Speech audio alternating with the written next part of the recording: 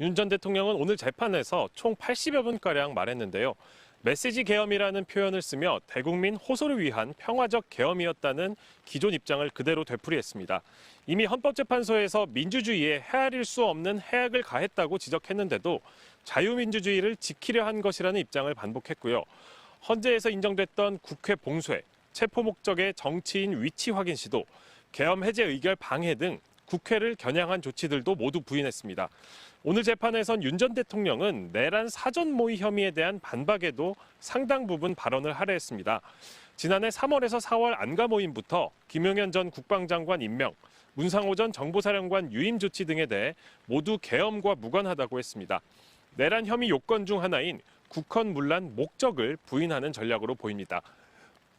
윤 전 대통령은 다른 요건 중 하나인 폭동에 대해서도 일체 부인했고요.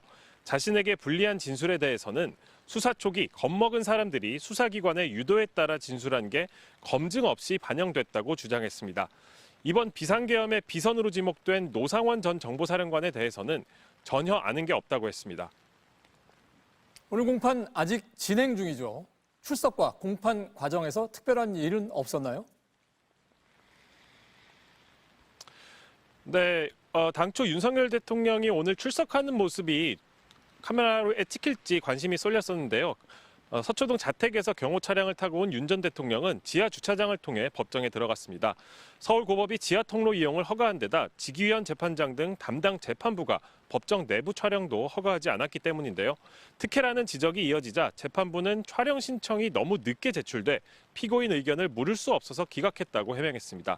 재판부는 다음 재판 때 다시 촬영이 신청되면 여러 사항을 검토해서 허가 여부를 판단하겠다고 밝혔습니다. 현재는 조성현, 김형기 두 계엄군 현장 지휘관에 대한 증인신문이 진행되고 있습니다. 지금까지 서울중앙지법에서 전해드렸습니다. 파면 열흘 만에 내란 우두머리 혐의 형사재판에 출석한 윤석열 전 대통령. 경호 차량을 타고 사저를 빠져나온 그는 법원의 특별 조치에 따라 청사 지하주차장으로 이동해 곧바로 법정으로 향했습니다. 박근혜, 이명박 등 전직 대통령들의 형사재판 때와 달리 포토라인에 서지 않은 겁니다.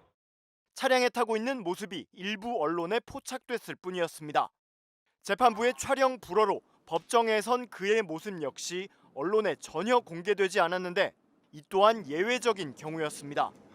윤 전 대통령은 남색 정장에 붉은 넥타이 차림으로 머리를 빗어넘긴 채 피고인석에 앉아 있다가 10시 정각 재판부가 들어오자 자리에서 일어나 판사들을 향해 인사한 것으로 전해졌습니다.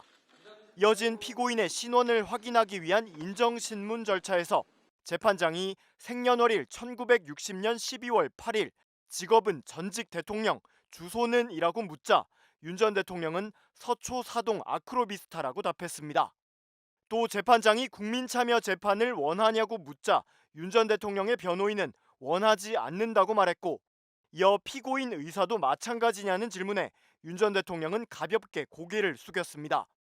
재판부는 특혜 논란을 의식한 듯 최근 언론사 법정 촬영 신청이 2건 제출됐는데 너무 늦게 제출돼 재판부가 피고인 의견을 묻는 등 절차를 밟을 수 없어 기각했다고 밝혔습니다. 그러면서 나중에 다시 제출되면 피고인 의견을 물어 검토하겠다고 여지를 뒀습니다.